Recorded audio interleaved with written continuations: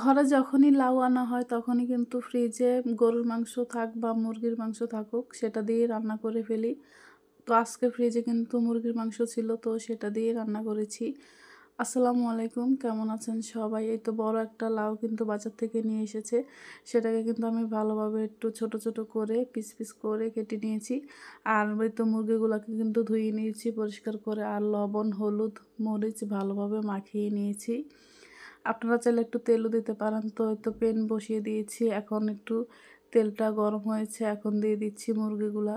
একটা, একটা করে কিন্তু সবগুলা মুরগি কিন্তু আমি দিয়ে দিয়েছি। এখন এগুলাকে আমি বেশি মচমচা করব না। তাহলে আমার শাশুড়ি খেতে পারবে না। যতটুকু প্রয়োজন আমার প্রয়োজন অনুযায়ী আমি ভেজে নিব। আপনারা যদি মচমচা পছন্দ করেন তাহলে আপনারা সেই অনুযায়ী কিন্তু ভেজে নিবেন। আমার কিন্তু মুরগির উপরে যখন একটা কালার চলে আসবে, এই তো দেখতেই পাচ্ছেন, তখনই নামিয়ে ফেলবো। এখন চুলায় প্যান বসিয়ে দিয়েছি আর পেঁয়াজ কেটে নিয়েছি। এখানে একটা পেঁয়াজ আছে।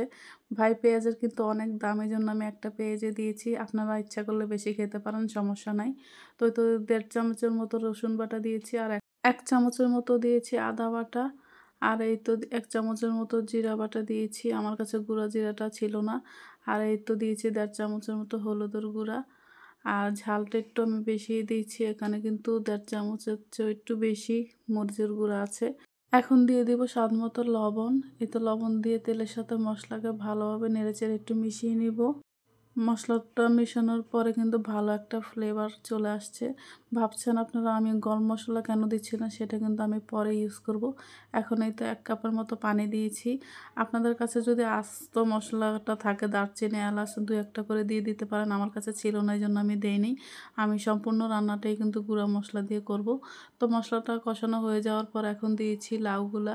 লাউগুলা দিয়ে ভালোভাবে একটু কিন্তু মশলার সাথে মিশিয়ে নিচ্ছি। আর এই তো দেখতে পাচ্ছেন মশলাগুলোর সাথে মিশিয়ে যাওয়ার পর কিন্তু লাউ থেকে কিন্তু অনেকটাই পানি ছেড়ে দিয়েছে। এখন ঢাকনাটা ঢেকে দিব। আর এই তো ঢাকনাটা উঠানোর পরে দেখতেই পাচ্ছেন অনেকটাই কিন্তু লাউটা কিন্তু কষানো হয়ে গিয়েছে। আর এখন মাংসগুলোও দিয়ে দিচ্ছি। মাংসগুলো দিয়ে কিন্তু আরও কিছুক্ষণ এটাকে কষিয়ে নিতে হবে। কিছুক্ষণ কষানোর পরে এখন আমি ১ চামচের মতো গরম মসলার গুঁড়াটা দিয়ে দিচ্ছি, যাতে ফ্লেভারটা স্ট্রং থাকে। এজন্য কিন্তু আমি একটু পরে দিয়েছি। তো আপনাদের যার, যার চয়েস অনুযায়ী আগেও দিতে পারেন, তাতে কোনো সমস্যা নাই। শুধু নামানোর ১০ মিনিট আগে আস্ত কয়েকটা মসলা দিয়ে দিলে হবে। তো এখন দিয়ে দিয়েছি পানি।